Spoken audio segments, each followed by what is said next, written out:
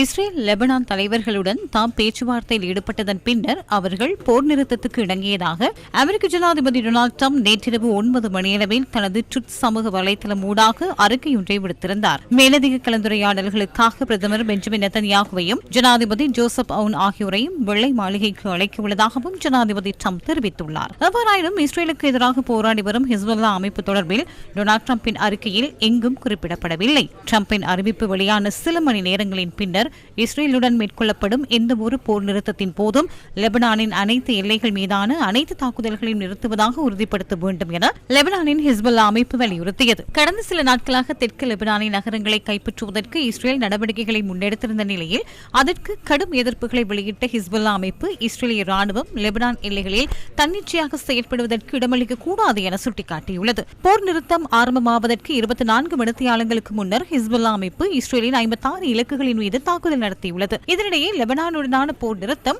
இரு தரப்பினருக்கும் இடையே வரலாற்று ரீதியான சமாதான ஒப்பந்தத்தை எட்டுவதற்கான வாய்ப்பாக அமையும் என இஸ்ரேலிய பிரதமர் பெஞ்சமின் நெதன்யாகு தெரிவித்துள்ளார்.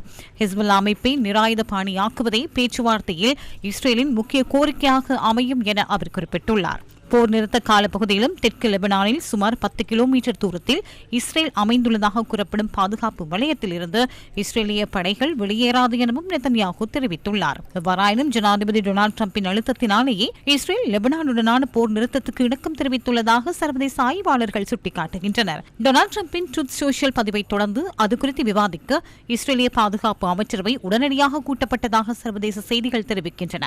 போர் நிறுத்தம் ஆரம்பமாவதற்கு முன்னைய 24 மணி நேரத்திற்குள் இஸ்ரேல் லெபனானின் 380 இலக்குகள் மீது தாக்குதல் நடத்தியுள்ளதாக சர்வதேச ஊடகங்கள் செய்தி வெளியிட்டுள்ளன. லெபனான் பிரதமர் நவாப் சலாம், ஐரோப்பிய ஆணைக்குழுவின் தலைவர் உர்சுலா வான் டெர் லெயன் உள்ளிட்டோர் இந்த போர் நிறுத்தத்தை வரவேற்றுள்ளனர்.